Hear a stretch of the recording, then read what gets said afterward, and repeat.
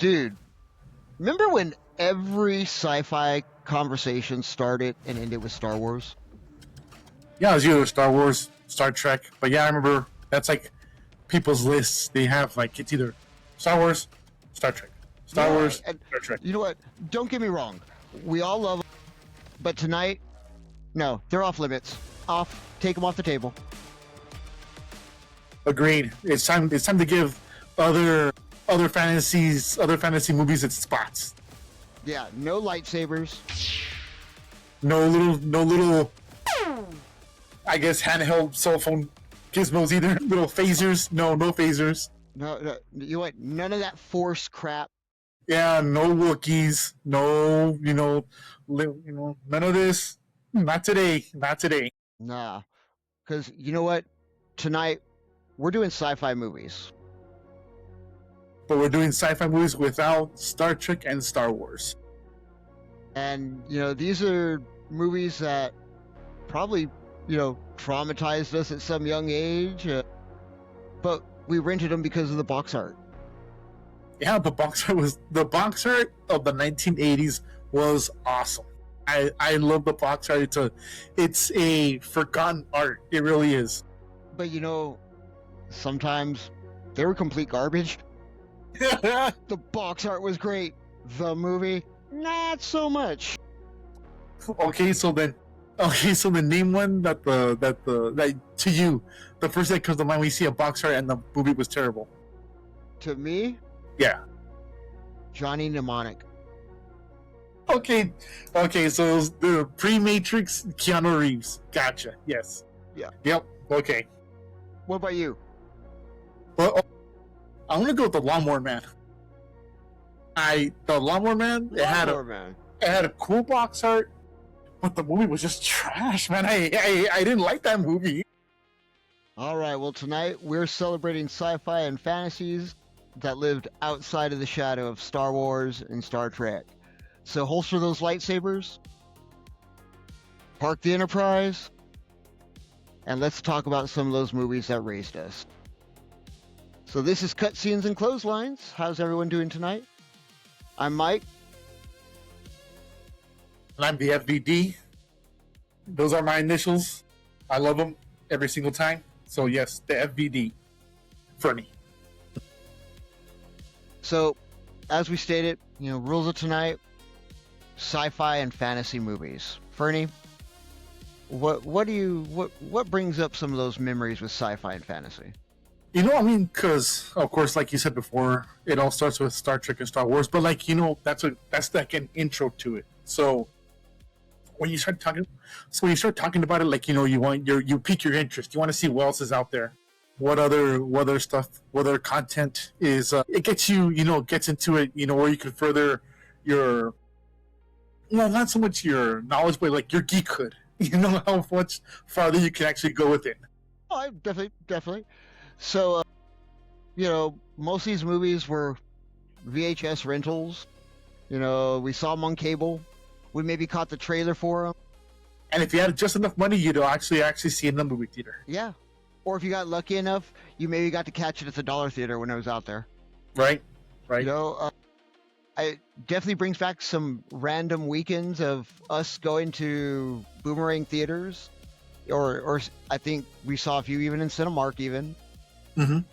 I remember the dollar theaters were the best because you just for $1 you can see a feature-length movie. Yeah, it was out for a while, but this is before it was the before streaming, because now that's what it was. You had your theatrical run, then you had your $1 run, and then you waited for like an entire year for the VH movie to come out and to rent it. But not anymore. Yeah, with streaming, it's killed that, which is a shame.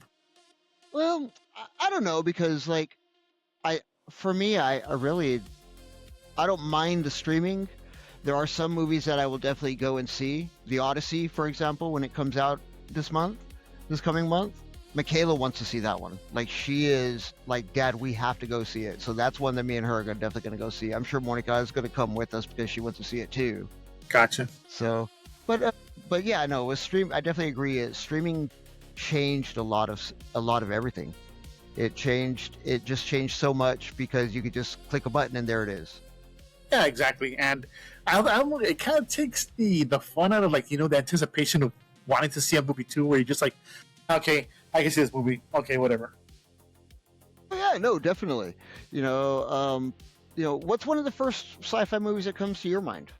Well, let me see. Well, after those movies, I remember, especially with my cousin, because like my cousins from Juarez, they were in some sort of relationship with like a video store, like a mom and pop video store in Juarez. So like they had these massive amounts of tapes. I think when it closed down, they were given these tapes, they given these movies. Right. And I remember one of the first ones I do remember watching was Escape from New York. Excellent movie. Definitely. That was an excellent movie. Yeah, I love Escape from New York. It was one of the earliest I can remember. It was Kurt Russell, Lee Van Cleef, and Ernest Borgnine in this dystopian New York, which was broken off from the rest of society, I believe. And there were landmines that were placed so they couldn't cross the bridge. They couldn't cross over. It was like basically the island of Manhattan was one big super prison. And the president, who was Donald Pleasance, from Halloween, of course, another associate with John Carpenter. But yeah, and it was Kurt Russell as Snake Plissken stops to the rescue to save the president of the United States. See, like, for me, I think back, and there's a couple that I've been told about. Okay. Like, I was like, I don't know, 2 years old, maybe 1 year old when the movie came out, and it was E.T., and there was something happened, and there was like a guy dressed as E.T. and scared the living crap out of me. I don't remember it, but my mom has told me stories of that. The first cosplay. Look at that. Yeah. I wish there could have been pictures or, some to see that. I'm on it. Fernie says hello. Hey, everyone, say hello. Yeah, don't die. But no, my first probably fantasy movie would have been As You Wish, The Princess Bride. Yeah. I would say either that one or Labyrinth became one of those ones that just instilled in my brain, and I still watch today with my kid. So what is the draw with The Princess Bride? What when you first saw it, what was their draw to it? I'm not sure. I really liked the story. I liked the way they developed it. It's cool because you have the grandfather coming in and he's reading a story to this kid, and you're seeing the story live itself out. So that was definitely a huge draw. The characters were great. I mean, I was in love with Princess Buttercup? the actors. Yeah, I was Buttercup. Thank you. I was trying to think of the actress's name, but I was in love with Buttercup. Like, that was one of my favorite characters of the movie. Wesley was great. Carrie Ewell's great character. But then you had Manny Patinkin. Yeah, of course, I am. Come on, Go ahead. you know the line. Go ahead. You know the line. No. You know it. Come My on, say it. name is Inigo Montoya. You killed my father. Prepare to die. And of course, it had. And of course, I had my boy Andre the Giant, of course, as physique. Huh? Yeah. He had some great lines. No, of course, man. I mean, it's just. I mean, it was technically his last. I mean it. It was technically his last movie. It was technically his last movie, but yeah, like that was just like iconic role for him at least. Right, and see, it's funny because I've watched like some of the the backstage stuff they were talking about it, and they talked about working with Andre and stuff like that, and like when she jumps off the castle and he catches her, she was on wires because he could not support her weight because his back was so bad at that time. And it's amazing.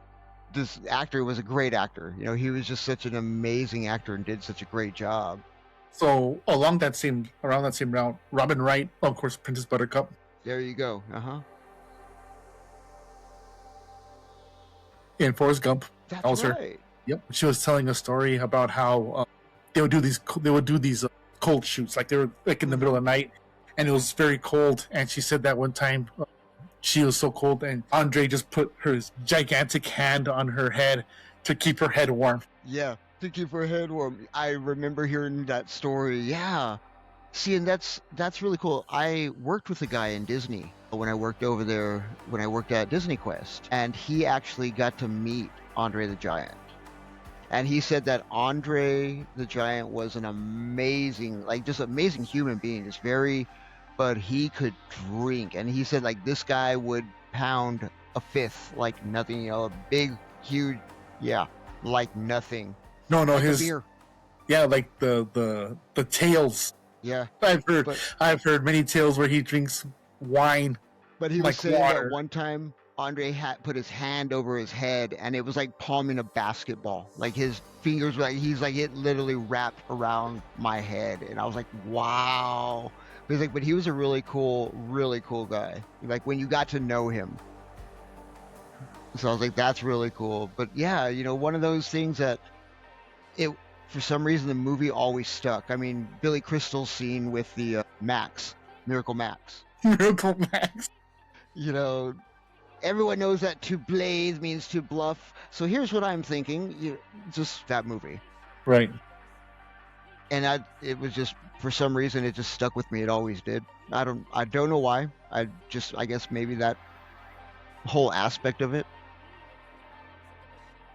Nice. No. It just sounds like you have like really good memories of that movie. It is. I remember watching it with my mom. I remember sitting, you know, watching it even with you a few times. I think pretty much every girlfriend I've had and who I married we've all sat down, you know, and watched it. It's definitely one of those that it's timeless. It's timeless. Yeah, it's a timeless tale. It really is. It's a timeless movie. I think it's one of those movies that if they were to ever try and like reboot it or remake it, I would just no way. Absolutely not. I might just to see if they follow the storybook a little bit more, because there's some stuff in the story that in the actual book that you don't hear about. And really? Yeah. The story is very different. But if they did a good job with it, I'd definitely see it. But it's not one of those I'd see it expecting it to replace it. It'd be like, I'll give it a chance. Right. Interesting. All right. So what else? Well, I mean, so really, once we take Star Wars and the rest of that off the shelf, you know, the whole movie shelf gets a lot weirder. Okay.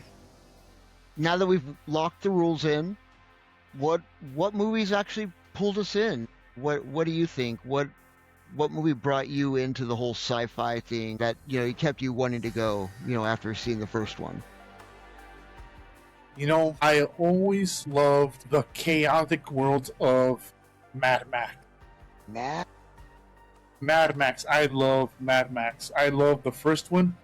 The Road Warrior, I consider a masterpiece. That's probably my favorite one of the series. Is the Road Warrior. The Road Warrior. Then, of course, you have. I thought it was okay. Beyond Thunderdome. But yeah, that first one was so chaotic because what they had to do, because all the stunts, all the camera work. I mean, it was a chaotic movie. But that second one always stuck with me because, you know, you have the car. That's the first thing I always think of when I think of Mad Max is the car that I believe it's a Jensen Interceptor, which is very similar to a Mustang, but it's an Australian muscle car. Well, it's one of the last actually muscle cars that was released, but it was called the Jensen Interceptor. It was named. That's where Jensen Ackles from Supernatural. That's where he gets his name, Jensen. It's the Jensen Interceptor. But yeah, that car and the visuals, like you see a lot of that in a lot of the movies, like you see like today, like this, like when you think of dystopia, this is the movie right here. Road Warrior is like the blueprint. You see these guys with like assless chaps running around, right? But it's funny though. It is your classic dystopian movie that that's what everything bases everything off of, is that right there. Spiked shoulders, mohawks, motorized mayhem. I mean, it was quick Just awesome. sidebar on that one. You know, you see some of these other ones that we thought about. You know, we've talked. You know, not haven't talked about yet. But you know, do you see where they drew from it from Mad Max? Think of like Waterworld, The Postman. The way they're dressed, yeah, absolutely. Like the way they look, Mm-hmm. it's very, very, like, I'm telling you, like, the Road Warrior was like the guideline to these dystopian movies that you see right now. The Road, for example, that's a great movie with Viggo Mortensen. That's Okay, I I haven't seen that one. I have to check that out. Yeah, so a lot of the aesthetic, it looks like the Road Warrior. So, do you still? What about the newer ones? Do you think that the newer ones are just as good still? I mean, I love Fury Road. Fury Road was fantastic.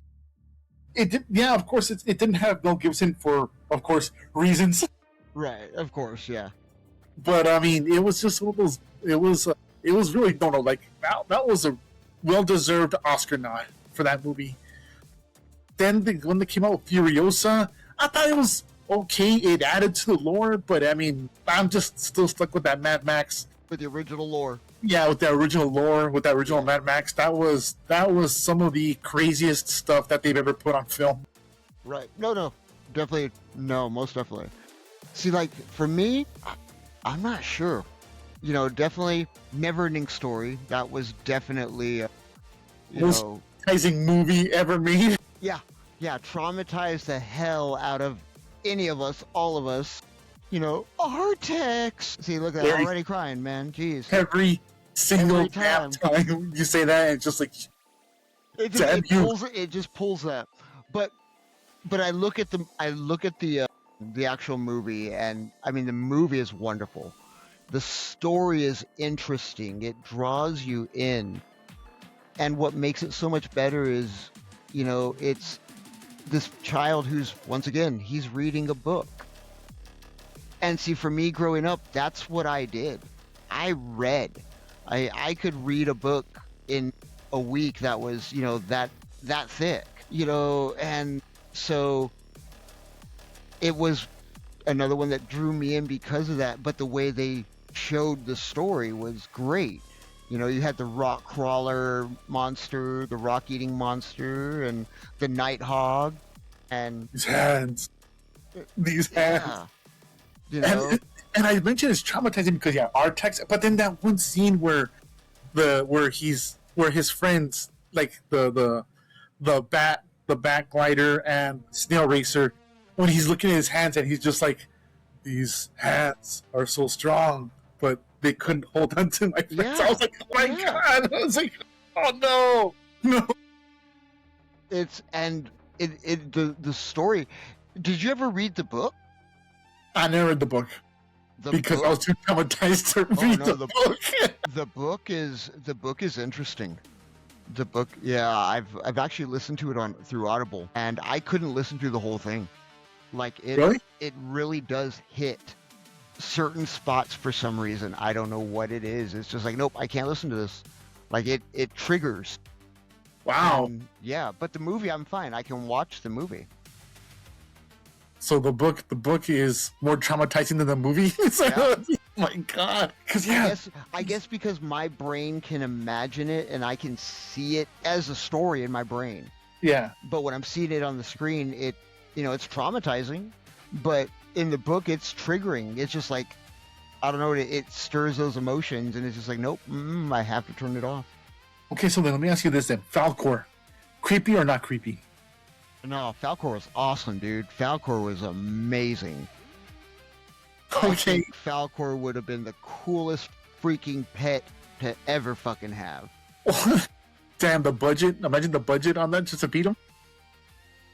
Well, no, there's bullies, dude. You know what? Someone bullies my kid. There you go. Oh, all right. So then mass murder. Gotcha. Okay. Yeah, you know what? We're falling into that dystopian world. Here we go. At least I got a luck dragon. That's funny, man. But What's what up, Mom? about you? What else? Hi, Mom. Okay.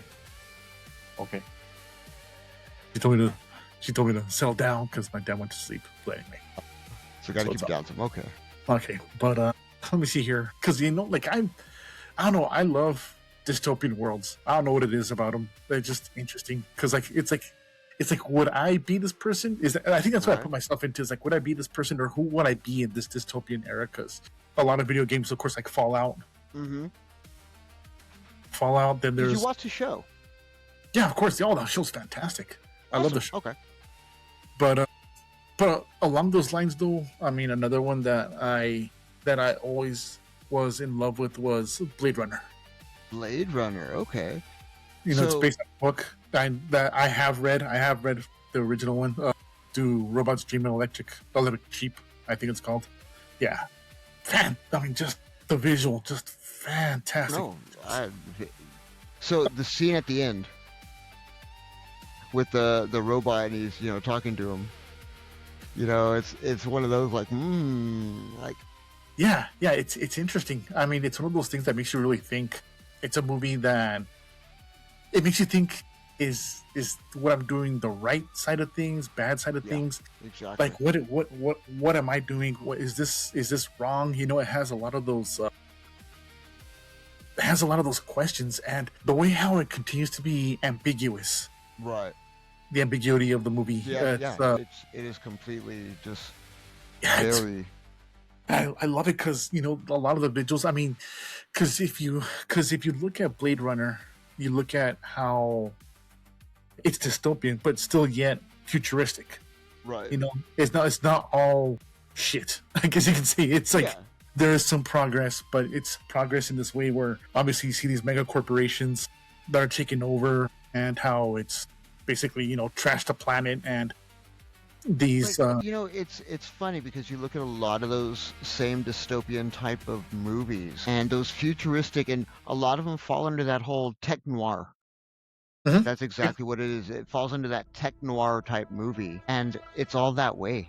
Capitalism, dude. No, yeah, and it's just it's so interesting because you see, because you watch the movie and you see it, and there are these cybernetic organisms, these robots that are not wanting to die, trying to do anything they can to survive, and it's like okay, they've implanted AI, but then they're taking it beyond the AI, and this is before there was even the word AI, like the phrase AI. So yeah, it's very interesting how they just but they have their own personalities. Mm-hmm. Exactly. And it's scary to see that AI in itself now is starting to do that. It has its own personality, and don't get me wrong, it's all data driven personality, but it's wondering like are we closer to that than we think?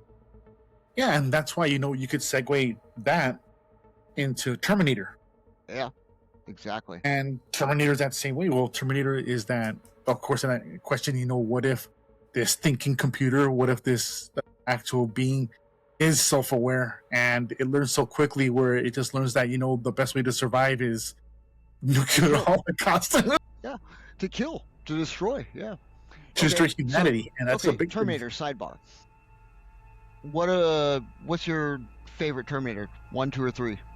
Oh, it's 2. 2? 2 is by far. I think that one by far is the best. Terminator 1 was good. Don't get me wrong. It was a good movie. Terminator 2 just ramps everything up. And we're introduced to a new Terminator, of course, the T-1000. Right. Which at the time was cutting edge CGI, of course. That was amazing. Yeah. The and CGI was amazing on that. It had everything. It had a great story. It kept you engrossed. It kept you into the story. You never got bored of the movie. It was just bam, bam, bam. It was perfect. Just perfect. Like it's that meme with Homelander from The Boys. It was perfect. Perfect. No, most definitely. I agree, because I think it just was well done. Seeing the whole Skynet thing, and then you see everything happen, and then you see John Connor as a teenager, and it's like watching him, his mom taught him little bits of stuff he knows. Okay, watching with the little card scanner and when he's taking the money out. Yeah. And then and that was our age range, dude. It was Yeah. he was our age, and it's like Yeah, seeing John Connor him, was a we thought he was a badass. yeah, and it was great. And then seeing Arnold come, and it's like, okay, Yeah. and it's like, oh wait, Arnold's a good guy. Okay, great. You know, but it was it. I definitely agree. Terminator 2 is definitely my favorite. I've glanced at some of the other ones. I saw 3, and the other ones I lost interest after that. It's sort of just like the same thing with like the TV shows that they did. Like, although the Sarah Connor one was actually fairly okay. I liked it. I like the Sarah Connor Chronicles. Yeah, I thought that one was pretty good. It's just too bad that it was like, I think it was only like 2 seasons, which is a shame. Yeah, it happens. Stupid But fuck. but yeah, but no, definitely. But and seeing if you want to go into that, you know, that whole, you know, the Terminator ones, it I don't know. Right around that same era, you know, you had a few pretty good, you know, good time traveling ones around that same time frame. Okay. Back to the Future. Back to the Future, of course. You know, Marty McFly, Doc Brown. I mean, that was great. What was it? 1.21 gigawatts. And it was nuclear. There were these nuclear cylinders to power the DeLorean, and that was always funny how, because the flux capacitor. Because side note, the DeLorean, the actual car, was trash. Yeah, DeLoreans were horrible.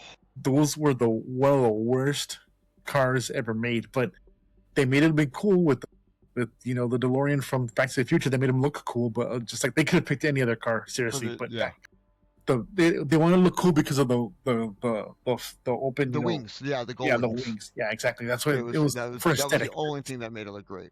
Yeah, it was the aesthetic, but it was the car was trash. Well, I mean, look at what happened to it at the end of Back to the Future 3. Yeah, they trashed it, which is what every DeLorean needs to be trashed.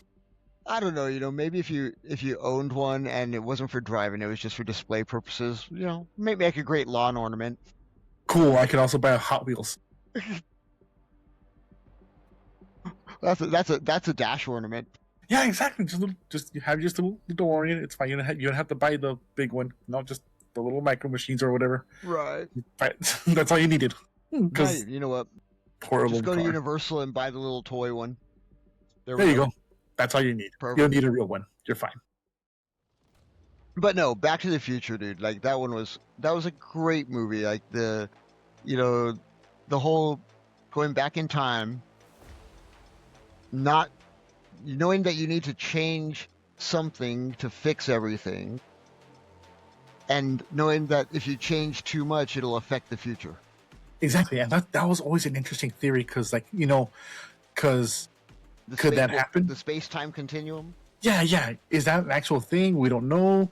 But it's just one of those things that you want to play with because you just don't know. You're basically making your own rules, and that's what Robert Zemeckis did. He made his own rules because exactly we don't know what we do. We don't know how it is to mess with time. We just don't know. But he did great with like the characters. Also, Michael J. Fox, an amazing Marty McFly. I mean, definitely that was perfect for him.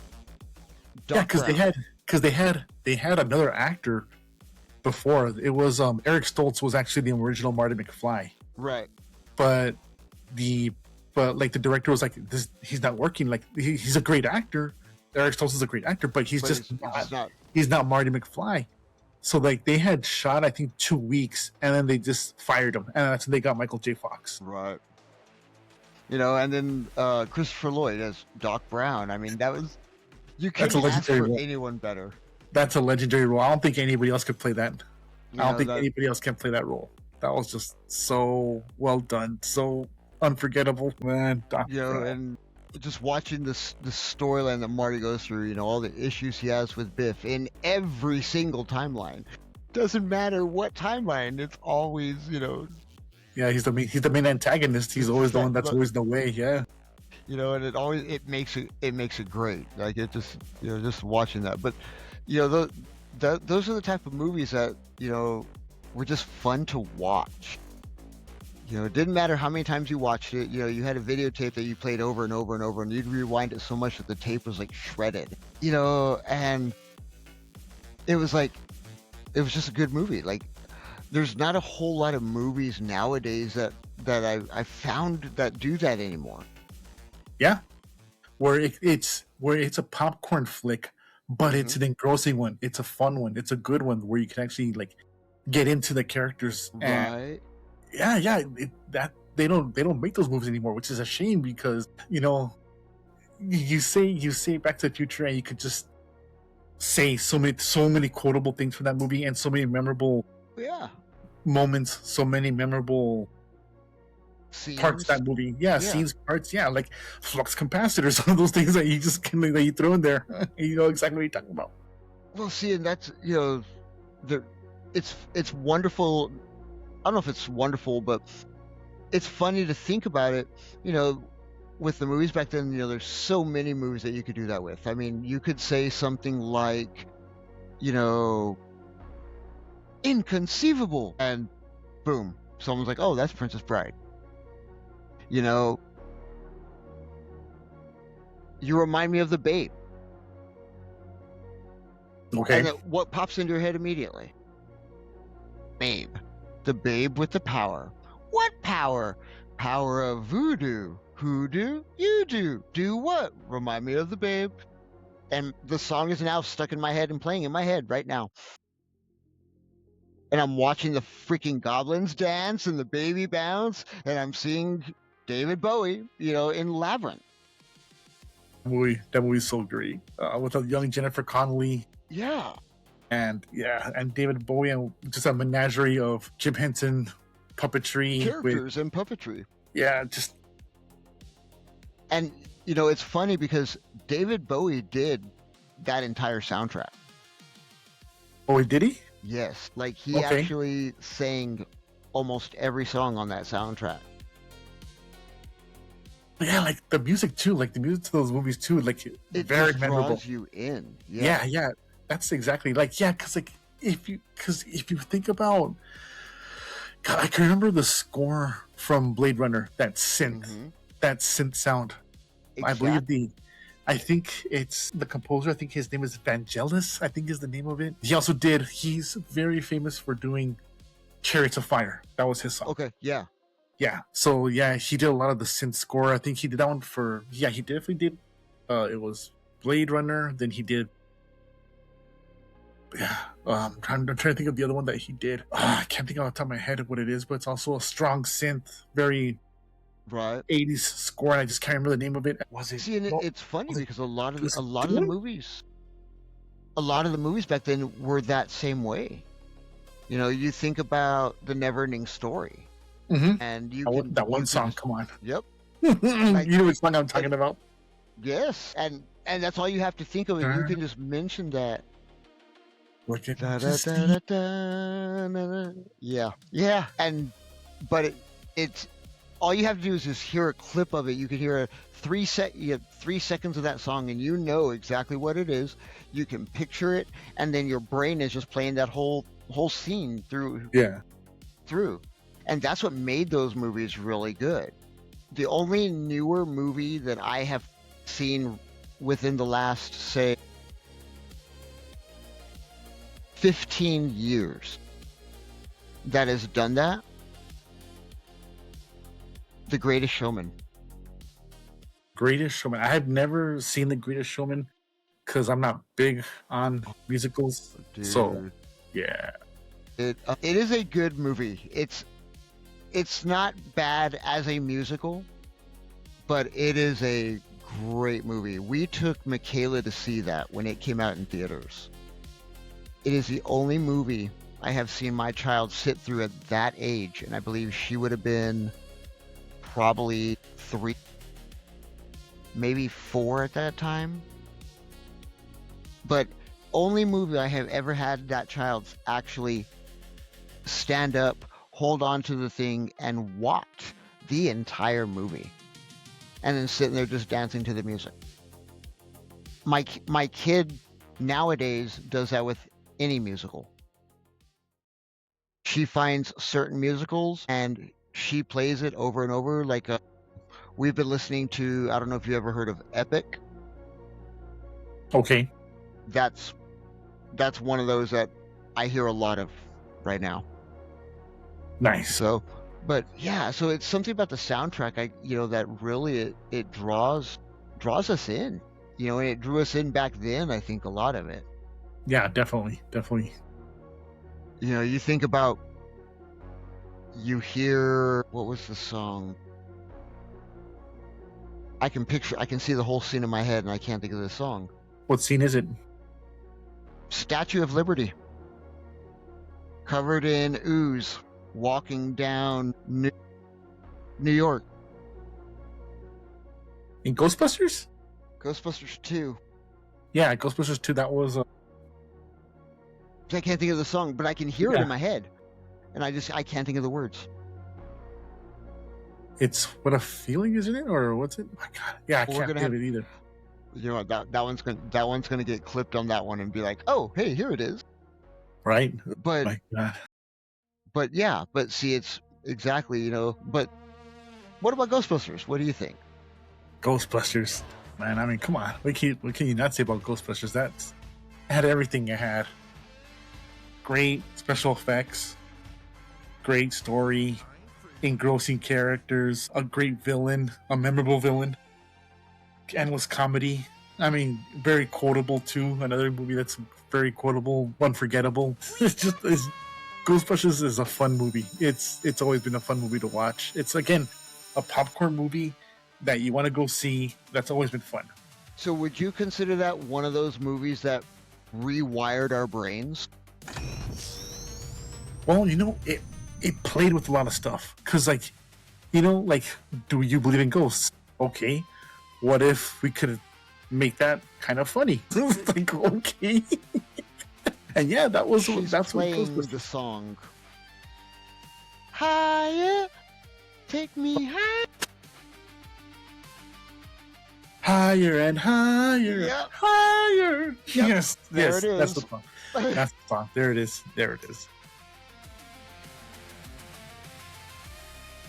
But yeah, but that's what it was some of those movies were just fun like that. Yeah. And others, they stuck with us in ways that we definitely probably wouldn't have understood it until much later as we grew up. Mm-hmm. Yeah. And Ghostbusters, I think, was one of those, because I remember watching it very young. Mm-hmm.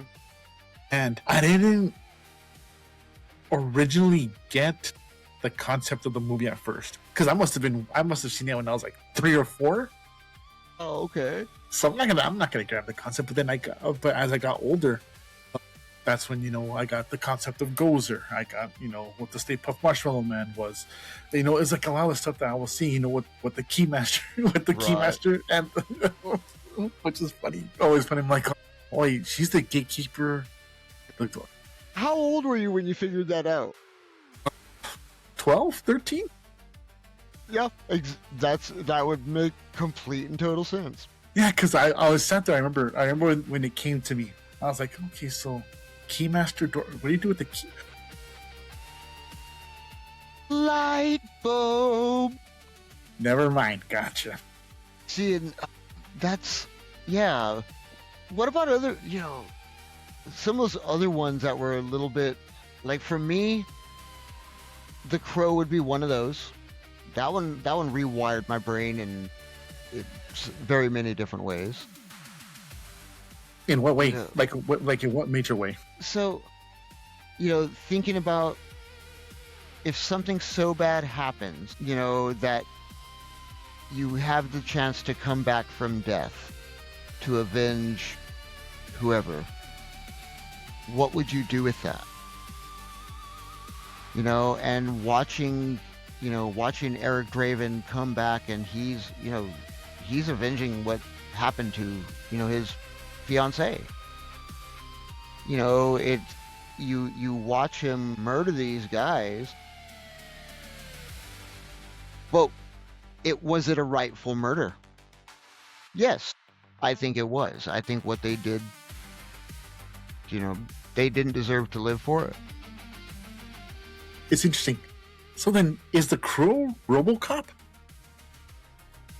Ooh. Because I love RoboCop. I think RoboCop to me is like the quintessential '80s movie, and you're just saying it right now, and just hit me. I was like, oh, wait a second, that sounds like RoboCop. You have this fallen officer who comes back from the dead because he's murdered, and he's murdered brutally. I mean, it's one of the most brutally murdered. Yeah. That scene still today always makes me cringe because of how brutal it was. And yeah, it's just like, these bad guys who are these drug runners. They basically run old Detroit. And look at it. It once again, it falls into that dystopian. Wait, what city was the Crow in? Was it also Detroit? I think it was. That's it. RoboCop is the Crow, and the Crow is RoboCop. That's it. So, RoboCop is the futuristic Crow. But there we go. There you go. It all links up. It all links up, man. It's just I know RoboCop was first, but the problem with it is, if you look at it though, after all of those killers and murderers were killed, he got to go back and be at peace. Yeah, and well, I mean, RoboCop 2, he found justice in his own murder, and also he went back to his not to his old life, but a life. He could actually build on something. Yeah, even though he's a robot, he could build back his life. Yeah. Let me see here, and then the leader totally rewired our brains. And then the leader of those bad guys, what happens to them?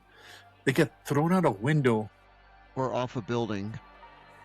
Interesting. You know what? We're gonna have to watch these movies one of these days, and just do a heavy compare and contrast. That sounds like an episode for around Halloween, sometime in October, I think. Absolutely. That's coming up, definitely. Absolutely. So what else really sticks with you though, besides so RoboCop, what else? Okay, another movie that stuck with me for a long, long time, and it gets a lot of hate, but I love it anyway. Tron. The OG Tron, it was I love Tron. I'm sorry. I'm a Tron head. I love Tron. I support you, sir. No, I am not debating that one bit. Tron was an amazing movie.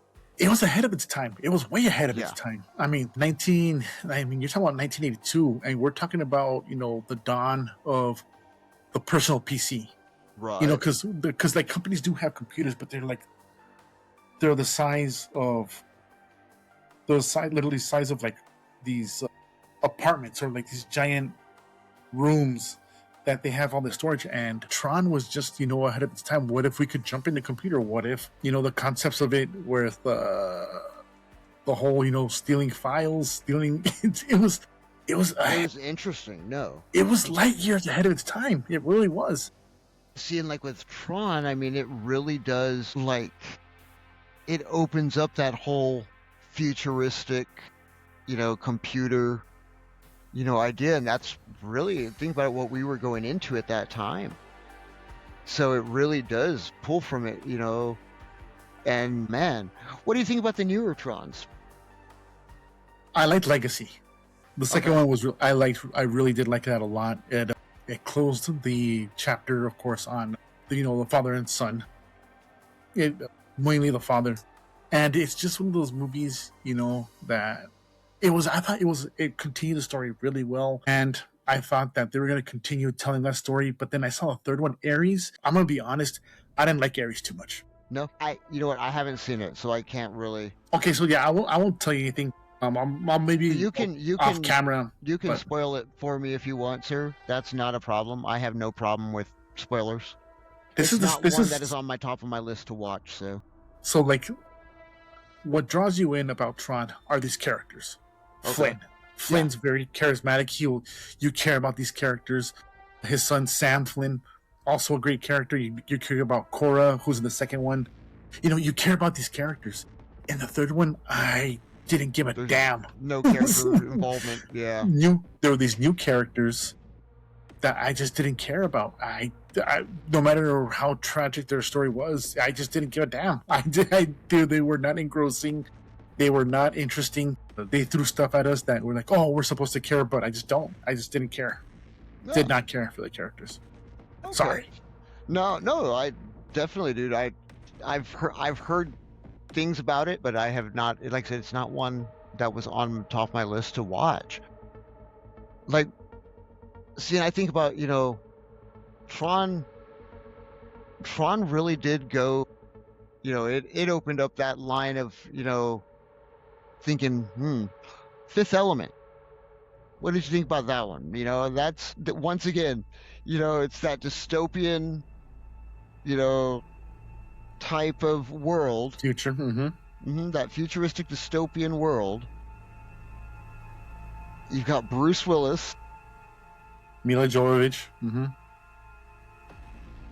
That one was great. Yeah, Gary Oldman. Gary Oldman as would definitely be one of my top 10 movies. Yeah. No, yeah, like that's a fun movie. Like that was a fun movie. It's interesting because it brings together the past and the future together. Because like they start off in like what is it, 1940 something Egypt. I need light. Light. So yeah, how the elements are to and my wife is sitting here laughing because she knows exactly what movie we're talking about. No, it's just concept. It's just a great concept because okay. So then, another question for you for that movie. What is the fifth element? Love. Thank you, sir. Who have you debated with on this? Because I know there's a whole big debate. Yeah, because people say it's her. I'm like, why is she? But why is she the fifth element? What is she? Why is she? Fell in love with her. Right. So then that's why it's always funny because like, I see the priest character, and at the very end, what does he say? Oh, I don't remember. Kiss her. He says kiss her. After all the stuff that he was trying to do to keep them separated, he says kiss her. And I'm just like, well, then why was he trying to keep them, apart? Is it because along the way he figured out something, or is it along the way something happened? Like, is there something that happened? I think he saw it. Like, so when they were traveling and it was right after she'd gotten shot. I think he saw what Corbin had felt for her and realized that, and, knowing, because remember that he was told what everything was with the aliens, so he knew, he saw the potential and saw like, this is what, needs to happen. So okay, so there it is, love. Thank you very much. That's something I've been debating with people all this time, and I'm like, it's always been love. It's gotta be freaking love. No, there is no debate on that one. I've had some people try to debate it, with me, and I'm just like, this is not a winnable debate. Like, yeah, you're not. We will agree to disagree, and this is where we're going to end this conversation because you can't. It's all there.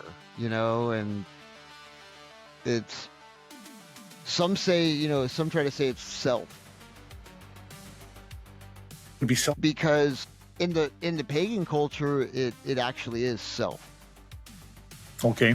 It's the five. If you look at the pentagram, you have the 5 elements. Well, 4 elements. Fire, water, earth, air. Okay. You also have the top point, which is self, being. So some try to say that on that line, and it's just like, no, that's not. And I mean, it does deal with some pagan symbolism, with the earth, fire, wind. I get it. Okay. But you know what? My wife here, she brings up an interesting point. You have to know self to find love. To know love. You've got to be able to love yourself first. That's deep. But it really does. It does, sort of bring everything together because, loving yourself and then being able to love another person and share that love. There you go. Interesting. So then, the fifth element. I love that freaking movie. But No, that was definitely it's a classic. It's a classic. It really is. Okay, so classics. If you want to go classic, Instant classic. Okay, go for it. what about Excalibur? Essential. I consider the creme de la creme of the King Arthur movies, because there have been a bunch of King Arthur movies that have come out, and they just don't match up to that one. Nothing matches up to it. Now, they don't own up. Yeah. Do you think it was a movie that was made before its time, like in the sense of being popular? Well, let me see here. What was it made? 81, right? So those when we were born, 81. So what was going on in 81 at that time? I mean, you still have some conflict in the Gulf War. There wasn't a lot of fantasy stuff going on. I mean, it was a movie that when you watch it, it's an epic movie. It's an epic movie. It really is. With a very young Liam Neeson and Patrick Stewart, who still looked old for some reason. So no, but yeah, it's a fantastic. It is the quintessential King Arthur movie. It really is. There's nothing that comes after it that even compares. Yeah. All-star cast with Helen Mirren also. I think by far the best Merlin on film by Nigel Williamson, who kills it. He kills it as Merlin. Want to go movies that way? Let's go with Lord of the Rings. Classic. I mean, if with Lord of the Rings, it's high fantasy, of course. Mm-hmm. Along the lines with I put Excalibur and Lord of the Rings right there. Like they're like neck and neck to me because of the content, the high fantasy, of course, the classic tale by Tolkien. I mean, there's the movies. It's a fantastic movie. It hits every nerd note. So, did you watch all of them, like all three of them, and then the Hobbits? Yeah. The Hobbit. So, just a little sidebar. I remember when I took Julie, my ex, to go see the first Hobbit movie, Unexpected Journey, and I thought it was going to be the same way as it was for Lord of the Rings, because I remember going to Lord of the Rings, and it was jam packed. Like you had to get there early. You had to be like 3 hours early to get a good seat. This is before they had arranged seating. So I told her, hey, we're going to have to go. It's going to be packed. So then we went, and we waited in line for 3 hours. And we were the only jackasses in line. We were the line. So when the film started, like maybe about 30 minutes before, that's when everybody started lining up. Right. And Julie wanted to choke the hell out of me. She's like, oh, we could have gone to eat. We could have done this. We could have done that. She yelled at me, and I'm just like, just take the L for her. Don't say nothing. Take the L. Just shut up. Man. It's funny because I remember when those came out, and it really wasn't like I saw it in Orlando. Okay. Dude, we went and saw one of opening night. I don't remember which one it was. I think it was the first Hobbit one. And people dressed up. They're cosplaying? Yeah. Full cosplay. And I would say probably 45% of the theater was full of it. Yeah, I would say that the Lord of the Rings, I think, started the whole cosplay thing. Yeah. Well, I don't know. I mean, don't get me wrong. I mean, you have the Star Trekker, you have the Trekkies, you got your Star Wars. Right, but those are off the table, So I know, that's exactly. Yeah. So, so then. What about the Marvel, though? Well, I mean, Marvel, it took it to another level, but I remember vividly people dressing up as hobbits and elves, and that was something that I didn't see before. That was something that I wasn't used to. So. Yeah, I definitely agree. Yeah, so it was, I think it started with Lord of the Rings and it just continued on from there. Okay, hold on. So, Lord of the Rings.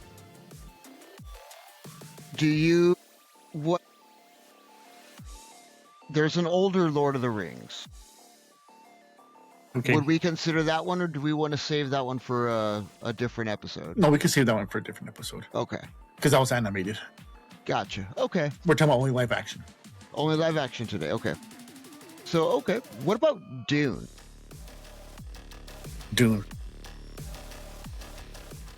Okay, so the original Dune, 1984, with Kyle MacLachlan. That was, man, what can I say about that movie?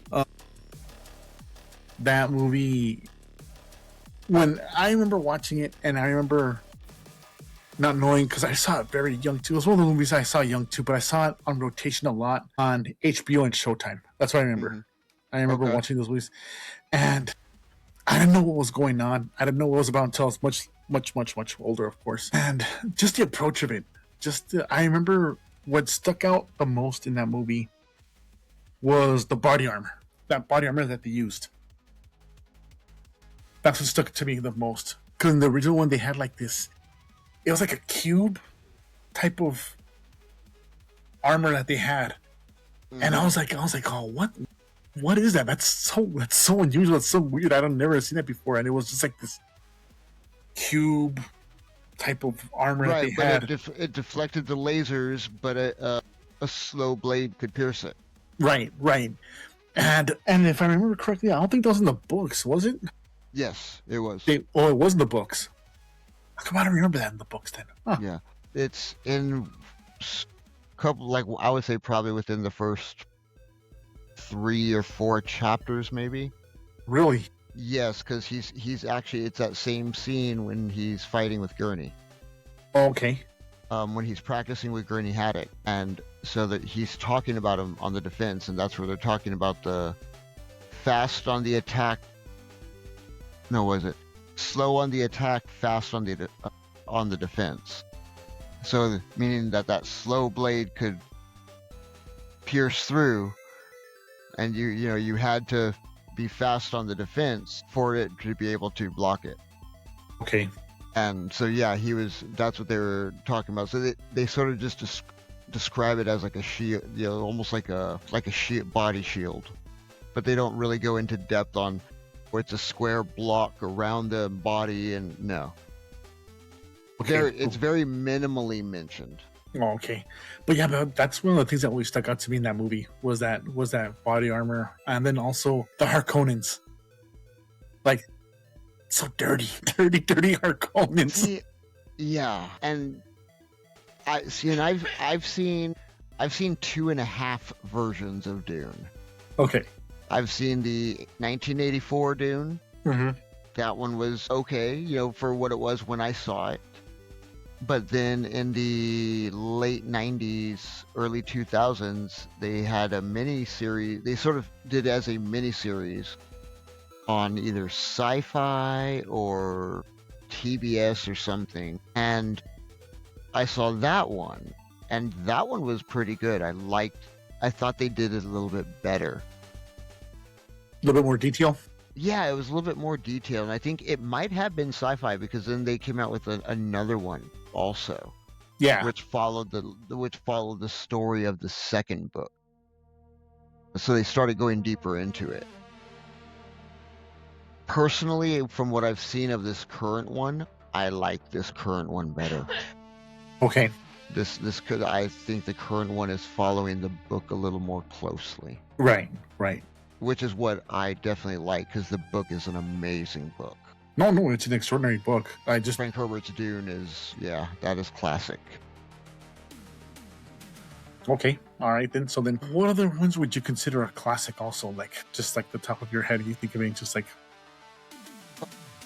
So I think we mentioned. Well, I don't know if we mentioned one, and it's a classic, but it's a classic because it's a satirical classic. But it is definitely, sci-fi's Starship Troopers. Would you like to know more? Yeah, Starship Troopers. Robert Heinlein's probably his most notable work. One of his most notables, yes. I have read many books of Heinlein, and the book is so much different than the movie. Yeah. I see what they tried to do with the movie, and they tried to do pretty good with it, but no. Well, because like Peter Verhoeven, who is also the director of RoboCop, he was trying to do it his own satirical way. Like he was trying to follow the satirical tone of the book, but Right.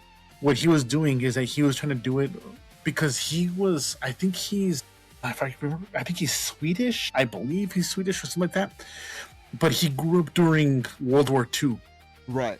So he was trying to do that Nazi propaganda story. Exactly. So I think it gets lost in translation. I think I knew what he was doing. I know when you and me, we went to go see it, we just wanted to see bugs blow up. Yeah. That was exactly it. It was like, oh, cool. Like, this is going to be a cool movie because we get to watch them destroy bugs. And Yeah. so, and I thought, at that age, the movie was great. Yeah. No, I love the movie. Even today, when I understand it. And now even more. But yeah, exactly. I find an appreciation for it. I really do like that movie.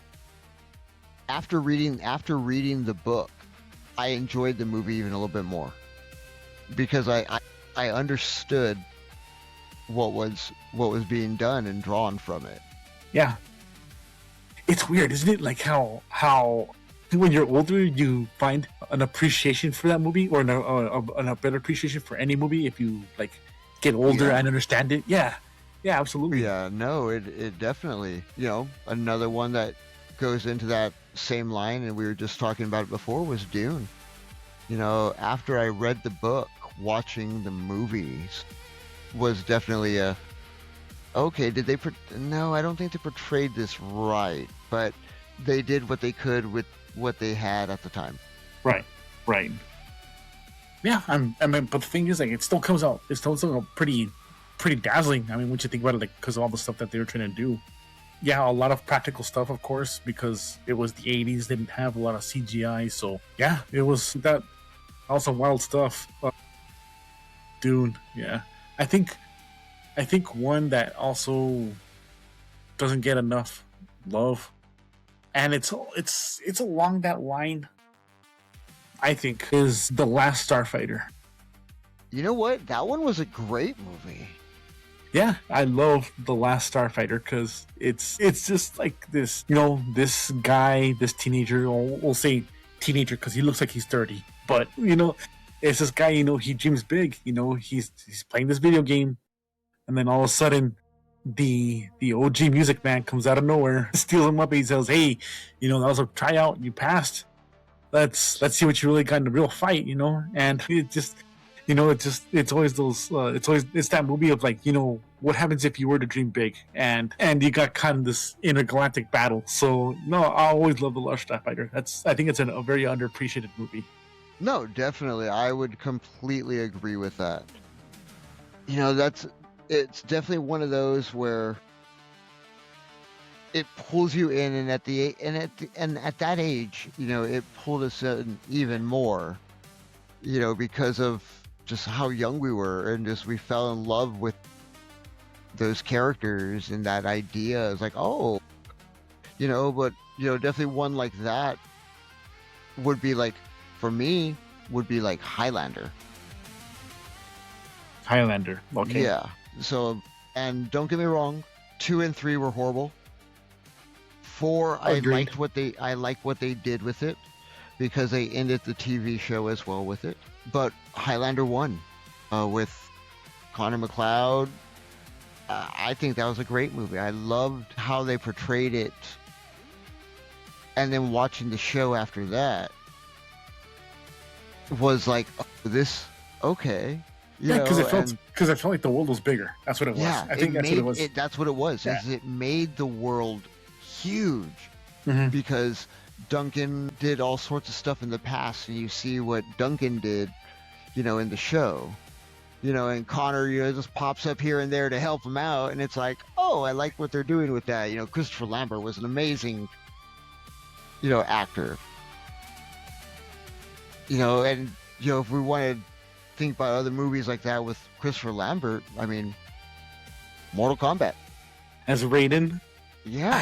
I don't think so. No, but yeah, but like, like, that's the thing though, like some of these movies though, I think they deserved more sequels because, they had this world building That's what Right. it was the world building. Like you see like movies like Lord of the Rings. The world of the Lord of the Rings is so big. It's I mean, it's immersive. And it's yeah, it's a huge world. Also with Highlander, you have not when I'm talking about world building, I'm talking like the world that they're inside of. Like you have Highlander, you have these different fighters, these different right. styles, these different people that there can only be one. Okay, so like what's their other stories? Like who are they? Like who are these people?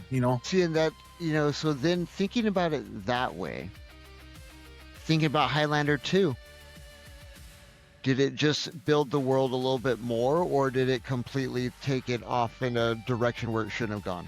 It made it confusing because now they're aliens. They're aliens from Okay. another planet that are born into the bodies of these people. And it's like that's why I never got into part 2 because I thought part 2 was stupid.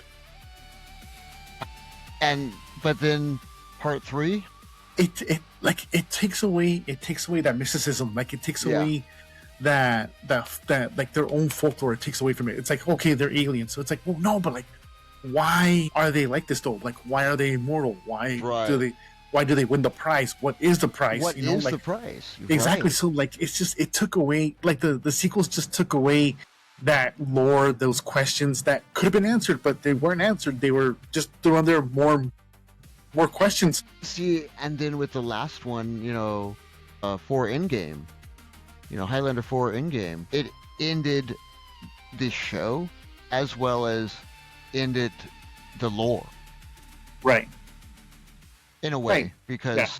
then they did a spin-off with Amanda in The Raven, but that's on TV. We're talking about movies. So yeah, so when you see it that way though, and it ends, that's where the lore stops. You're sort of like, that was a cool story, and then it draws you back because then you're like, well, wait, I want to watch it again, because then you want to think about the lore of the Watchers, and you want to see more of the Watcher stuff, and you watch more Yeah. of those Watcher Yeah. episodes. Exactly, like how they started and why are they around? Like how did they, like why are they even around? I know that it's to observe, but what makes them who they are? Right? Yeah. So yeah, like I mean, something that expanded on its own world and made it bigger was Alien, for example. Alien took a concept where it has an actual world that they fall on, Mm-hmm. and from there it just got bigger and bigger and bigger, and they built on that. Alien, of course, was the one that, and then Aliens 2, which I think Aliens 2 might be the greatest sequel ever made, Okay, so in my opinion. hold on. So there's Alien, which was the first one. Aliens, that's considered Aliens 2. And then, wasn't there another one after that? Yeah, Alien 3. Aliens 3, okay. But we're seeing a little bit. What we're seeing in those Alien movies are these worlds, these people. Right. Because in the first one, we meet this crew. I think they're junkers. Is that what they are? Or Yeah, they're haulers? like space haulers. Space truckers, I guess is what they are. Right. So yeah, so then we know. So then, very minimally, we know that this is the future. That they're hauling whatever, and that they're sent to this planet. Okay, so that's the first one. The second one, we meet the Space Marines, and they're like a corporate Space Marines. So like it's like every corporation has its militia, basically, which is Right. which is interesting because I mean, why would a corporation need its own militia? Interesting. So then, part 3, we're in this prison world, and then from there there are other Alien movies. Of course, there's the Alien vs Predator series, which I'm not too fond of, but it is what it is. Then there's Alien Romulus. Nah, that's a good one. Have you ever seen Romulus? I have not. I've seen Aliens 3, I saw. I think I watched a couple of the other ones, but Romulus was actually not one that I've seen. But Yeah, watch it. Watch. Okay. I highly recommend Romulus, absolutely, because it's kind of like a sequel to the first one. okay. So yeah, definitely watch it. Definitely, I Okay. highly recommend it. Romulus is really good. Also, the series Alien Earth is really good. Okay. So see, I'm gonna have to get more into it because I always, I saw, like I said, I saw one after Aliens 3. I don't remember which one it was, but it sort of killed the line for me. I was like, I would have Aliens 3 was enough. I would have just stopped there. No, but yeah, But like this world building that they're doing, it's great. but It's now fantastic. it seems as they've progressed, I guess maybe now it's like the world has gotten bigger, so now it's like, okay. So I will definitely, have to see and watch that. Right, and then like another series that had great world building, or another series of movies is to me Conan. Conan. Yeah, Conan the Barbarian, Okay, Conan the Conan the Destroyer, Barbarian, Conan the Destroyer. Okay. and very soon they're talking about it, King Conan. So that's coming out soon. Okay. Is it gonna have Arnold? But yeah, yep, it's basically like his last hurrah. That's gonna be awesome. You're right. So, Is but it gonna be? Is it gonna be on streaming or is it gonna be? no, it's gonna be the theatrical. Very cool. All right. Yeah. So it's gonna be an actual theater release. Yeah. So, Which means that they'll release it on theater, and then a week later it'll be on whatever streaming service. Okay. pretty much. But you know what? One thing we have to think about, how easy it was to, how easy it is for us now, that with streaming and everything, think about back then and think about the box art that sort of pulled us in, but then again, the movies were just horrible. Like they were just the worst of the worst. Let's think about the VHS cover track. Okay. For you, which one was it? For me, Universal Soldier. How dare you, sir? How dare you? For some reason, it was one of those. I liked Van Damme. Don't get me wrong. I thought Van Damme was an amazing actor. I thought he was great. I loved him in Bloodsport. Okay. But I really it was not a movie that I could fall into. Now, I did like Time Cop. Okay. But once again, I liked the character. I liked the way that the character was. The story was the character made the story well, I guess, or did the story well. But yeah, no, but that was one of those. Like Universal Soldier, I just could not get into all that much. Okay. Blasphemy, but okay. Blasphemy, but okay. What about you? For me, it would be, I believe it's the 1995 Sylvester Stallone Judge Dredd. Because I'll tell you why. Because you've read Judge Dredd, right? Yes, I have. I've also read Judge Dredd. So when you see the first thing you see on the cover art is the helmet, that legendary helmet of Judge Dredd, and you see the Stallone, chin, and you're thinking, oh, that's badass. That looks badass. Then you watch the movie and like, oh, this is just ass. This movie is ass. And then the movie is trash. I'm sorry. I there is probably another series or another hour we can do of that movie. It is trash. That movie is so bad. It's the worst, and the worst of all, the worst crap about it is that the helmet. He takes the helmet off. Okay, you know what? I will give that one to you. The recent one that Carl Urban did. Much better. Yes. I love that movie. That movie. Definitely. And it didn't get enough love, which is a damn shame because people thought it was gonna be like the Sylvester Stallone one, and it wasn't. It was a piece of art. That movie is damn genius. I love the Carl Urban Judge Dredd. That movie is so well done. So much practical effects were done in that movie. It was just, I love that movie. But Judge Dredd, Stallone, a visible. Right, well, so how about? Ooh. See, I don't know. That the movie was good, but I don't know if we could really. I don't know if I would really consider it. You say it. Battlefield Earth. Now, I'm sorry, but the movie was shit. No, no, no. The movie is fucking trash. It is one of the worst movies I have ever you know seen. what? I really think that they focused too much on the there was something like a tale or something, or it's like it was lore that they were talking about, and they just focused too much on it. It really did not. The book I heard is fantastic, Yeah, that's what I'm saying. The book was great, but the book was movie great. is just it's The movie did not trash. focus on the book information. It focused on more of, I guess, the lore that they were trying to. Yeah, but yeah, no, that one was definitely one of those that would be pretty well.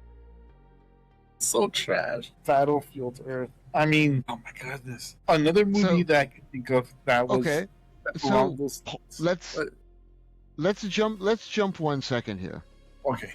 Thinking about that movie, okay. Not all the movies looked great on the shelf. Okay. Which ones would you think that were actually pretty good that most people would be like, no, you can't. Like, it's the worst movie. The three. Let's talk about our three worst sci-fi fantasy pick. All right, you go first, dude. Howard the Duck. Howard the Duck. Now, don't get me wrong. I understand what they were trying to do with this. I really do.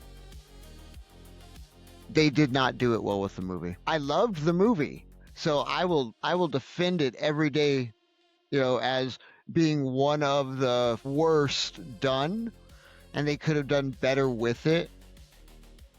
But that is definitely one of my top three. Okay. So What would okay, I'll go next with one. your number three? 1999 Godzilla.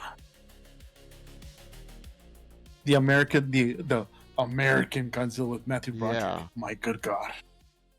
Dude, no, that one was shit. That was absolute. The redesigned Godzilla. I wanted traditional Godzilla. I didn't want this fancy. Okay, but now big- but here's the thing. Is that when you would watch though? No, not again. Not at all. I watched that one time. That was in the movie Okay. theaters. I saw it in the movie theaters. I saw it with my sister. I saw it with my little sister Priscilla. And at first, I was like, "Oh, the movie was cool. The movie was awesome. This is teenage me." Later on, I actually saw it once again, and I was like, Okay. "No, it's trash. This is I don't know what the hell I was thinking. This movie is trash."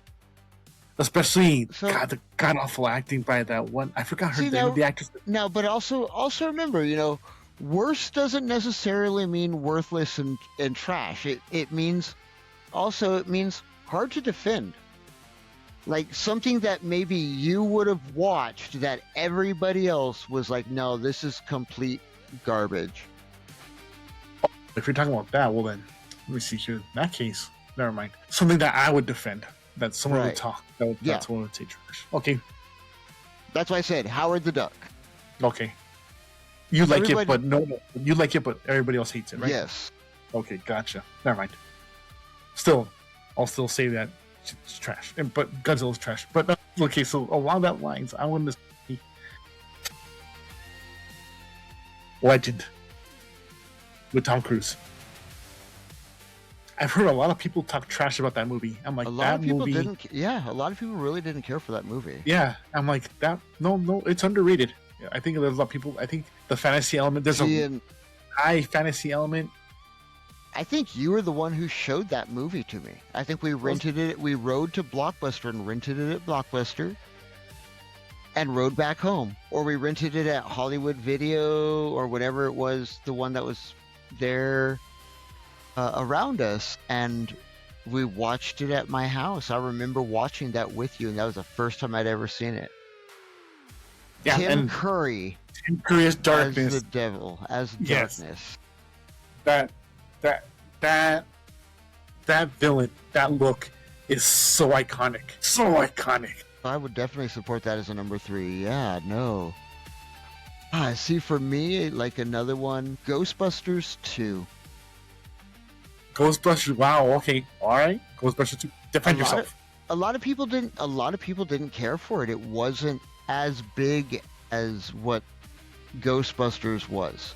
Okay. They thought it was a little too much. They took it a little too overboard. Okay. I mean, but like for me, I mean, I know me and you, we loved it.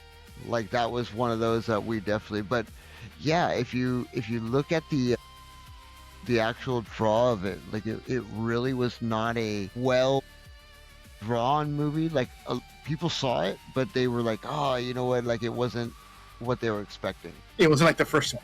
Yeah. Right. Yeah. Mhm. But that, again, that's expanding the world. That's what they're trying to do. They're trying to expand this world. See, That's I think exactly they what did. I think they did an excellent job with it because then from there you start bringing in the TV show, the cartoons.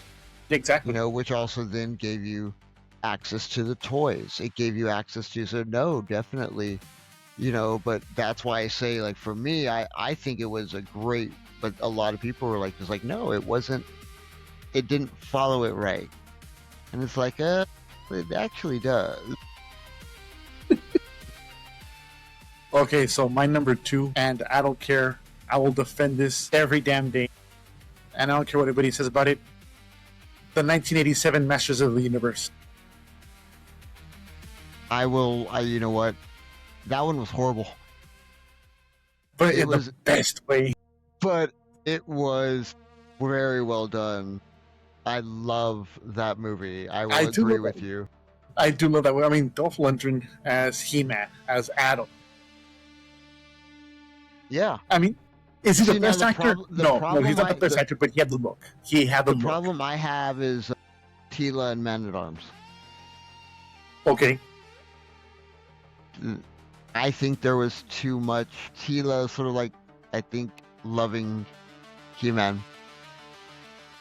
There wasn't that much. That wasn't that much of a love story there. You don't think they portrayed it? No, not in the '87 one. No. Okay. No, the '87 one. It was It was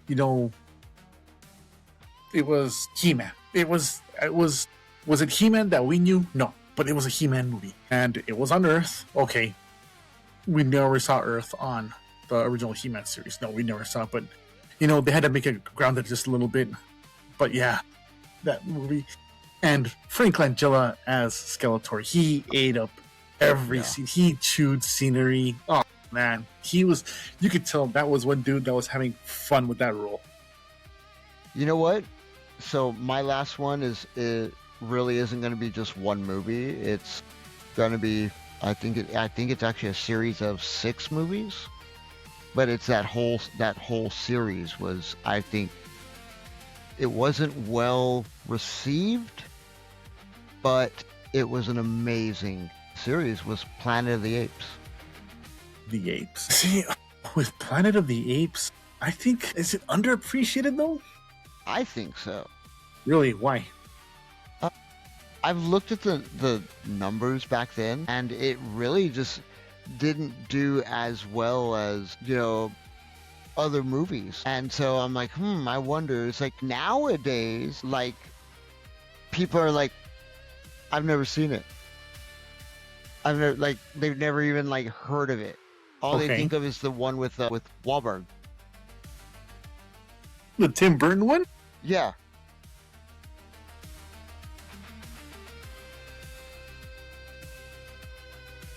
Man, that was a bad movie too. That was a horrible movie. That did not help. See, and that's the problem is you're like, no.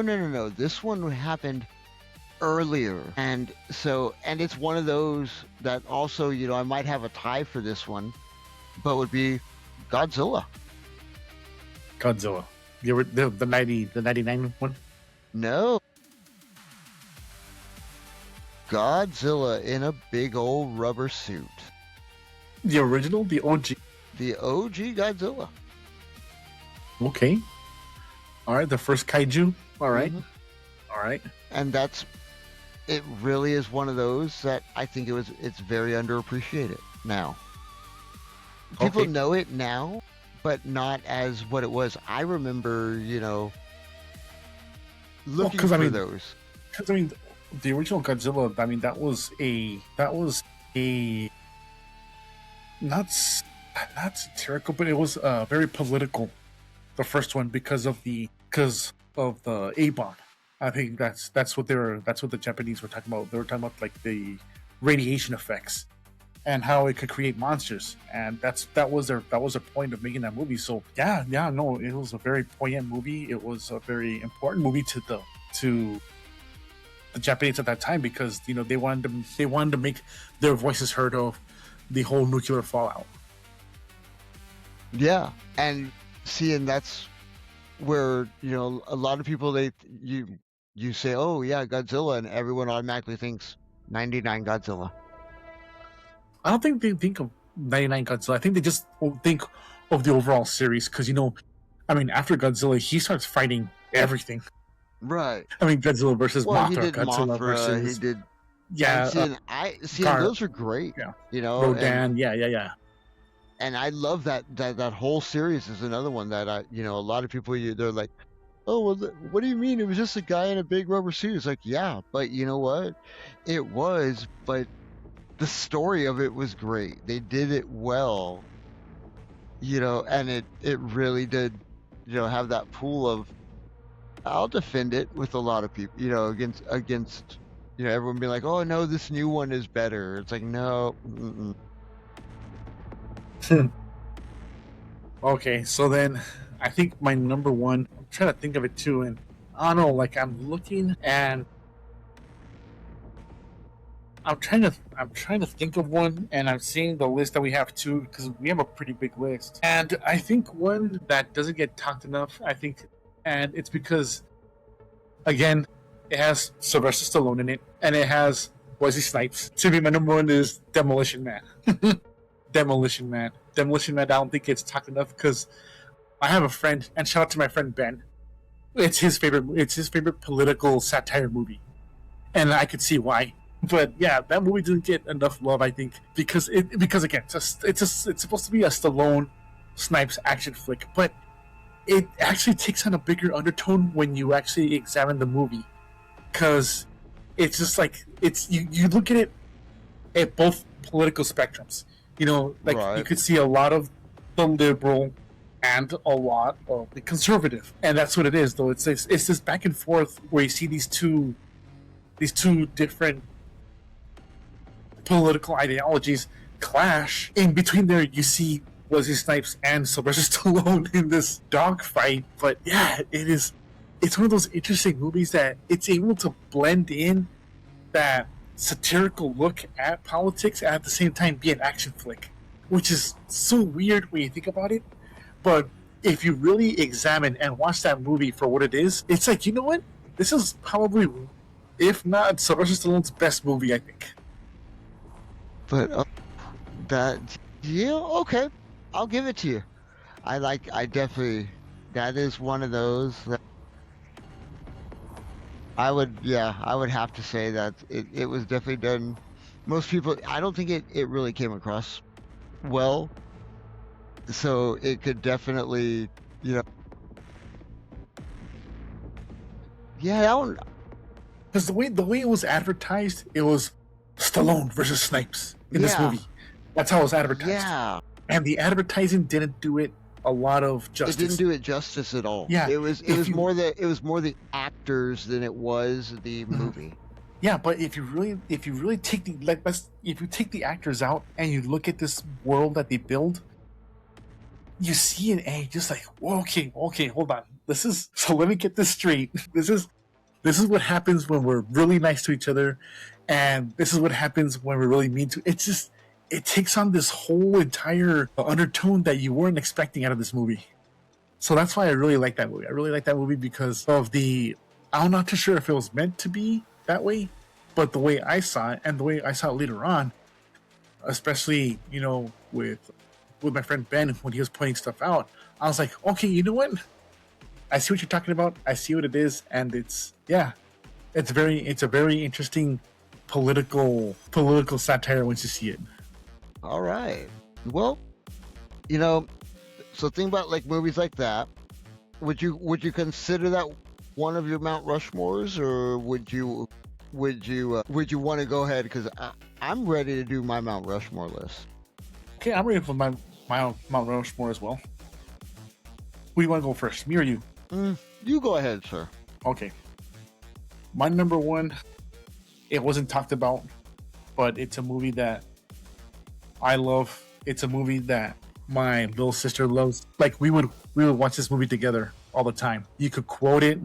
You can see the memes about it. You could say it's toxic masculinity. I don't give a damn. I love Predator.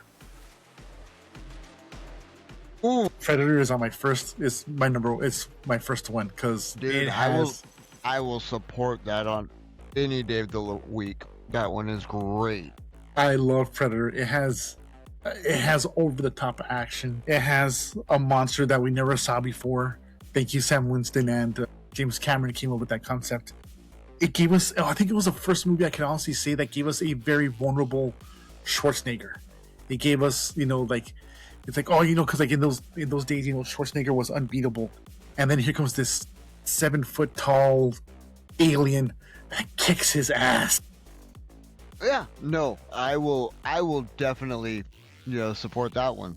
That is a great one. And it's just a fun movie to watch, and it has everything. It's got blood and guts. It's got terror. It's got action. I love it. I love Predator. That's the first one. My second one, I'm gonna put the Road Warrior. I'm gonna put second the Road Warrior. I love. Very good. Okay. I love that George Miller car mayhem crazy ass movie. It is so fun to watch, and it's so intriguing too because these characters are so like over the top, over the line. I mean, you have of course the Ayatollah of rock and roll, the Humongous, who was this Jason looking character who is he's actually terrifying. Once you get to know this character. So yeah, I love the Road Warrior. Third on this list, and we didn't talk about this one either, which is a shame because it should have been talked about because it's the one that I think that changed the movies forever after '99, The Matrix. Yes, you know what? I'm surprised that one didn't get mentioned tonight. You know what? That might be one we have to come back to and do a whole episode on because Matrix, we can go deep. Yeah, because Matrix changed the whole game. It changed everything about movies and how it's done. I could go on and on about The Matrix. I'm just going to say The Matrix. That's definitely number 3. And my fourth one, I'm looking at this list and I'm thinking about it. And I'm going to have to go with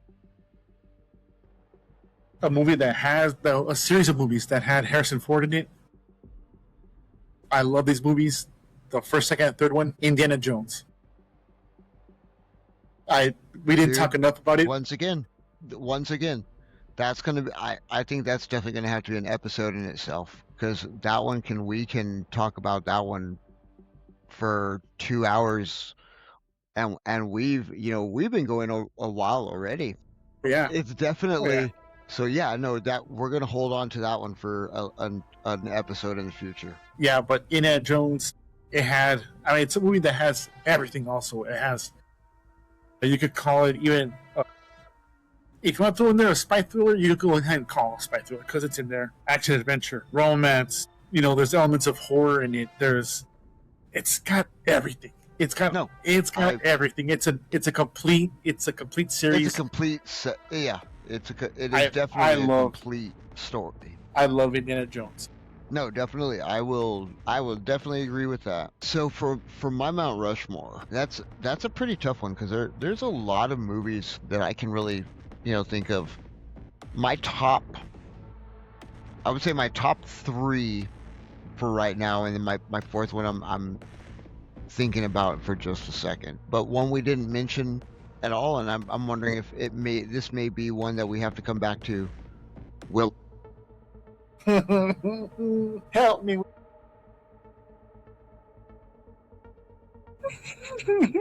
Yeah, that is one that I think it really did great. I think the character, Warwick Davis is an amazing actor. And maybe that's what we'll have to do is just an episode of Warwick Davis movies.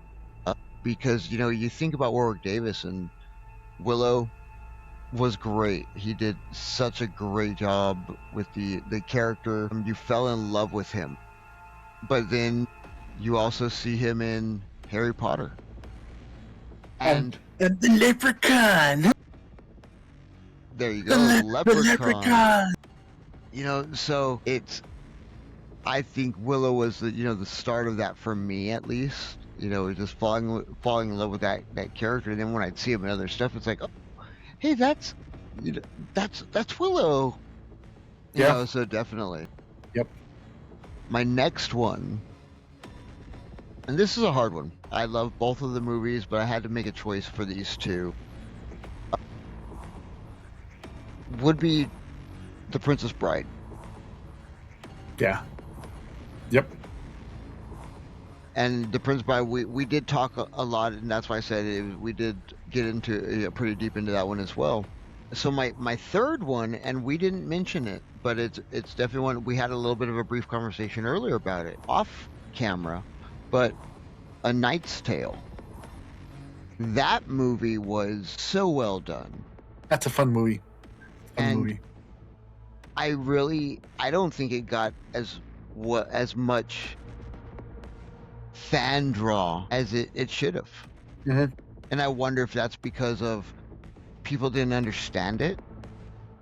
Well, yeah, because you have a medieval knight fighting to modern rock, so that was a take. But if you look deeper into it, it is Chaucer. Which we all remember learning about in high school. And so, but yeah, A Knight's Tale would definitely be, my third choice on that one. My last one, see, and that's tough because I've got a tear between two of these. But I really loved the story, and I think it just wasn't maybe as well done. And you know what? We haven't talked about a lot of his movies, and that may be because we need to maybe do an episode in just this actor. Hook. Okay. All right. I mean, and that one's a traumatic one. Think about it, and you know exactly what scene I'm talking about. Is the one with Rufio?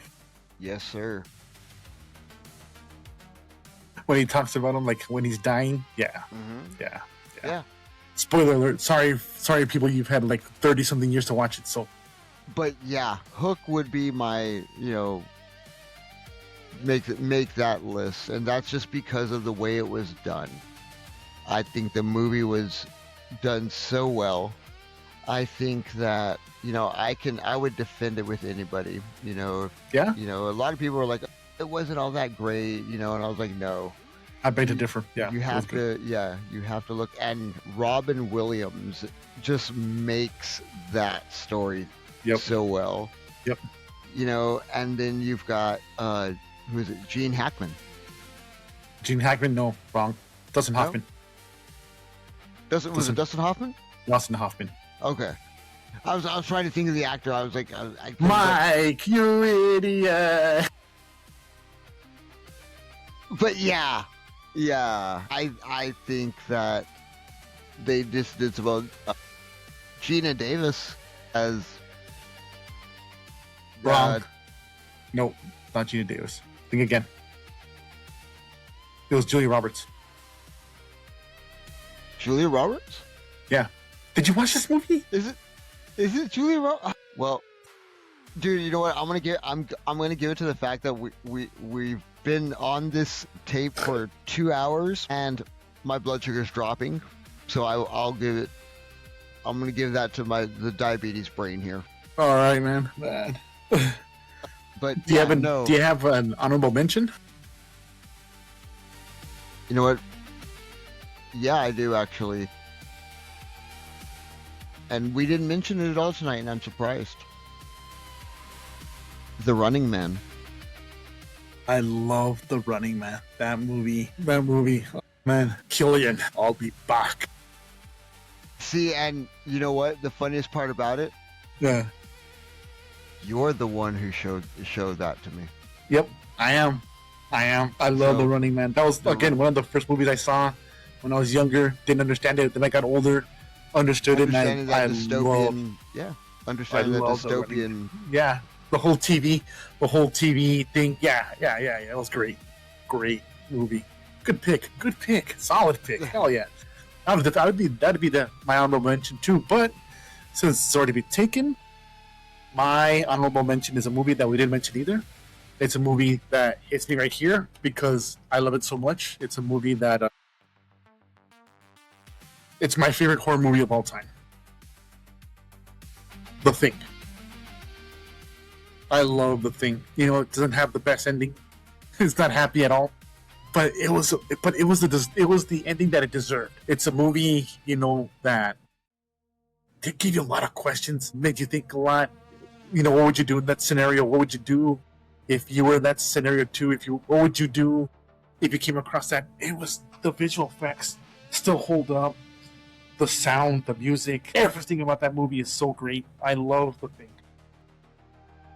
The Thing. Wow. Okay, I did. You know what? That one had me. Woo. See, and that's funny because I remember watching that one with. Probably at that one. I think I remember watching at Mike and Mary's house with all the cousins there. So it's not one that I would have really even thought. Yeah, interesting. That's a good interest. That is definitely an interesting one. Yeah, I love that movie. That movie. The first time I saw it, you know, I was like, why are they shooting the dog? And then of course, then later on, we figure out why. And you understand why? Yeah. It was. I mean, just from the opening till the ending, it kept you in the movie. It kept you engrossed. It kept you guessing. It kept you in your chair. You didn't know what the hell was going to happen. You knew what you're going to see. It showed stuff we'd never seen before. It was just a great movie. Wow. Well, you know what? That is an interesting choice. I definitely. You know what, Fernie? Why don't you go ahead and let everybody know where they can find us? You know, I'm sure we can definitely have this discussion on, you know, if people want to find us on Discord. So, but where else can they find us? So, you know, where they can give us their top 3 of sci-fi movies, maybe.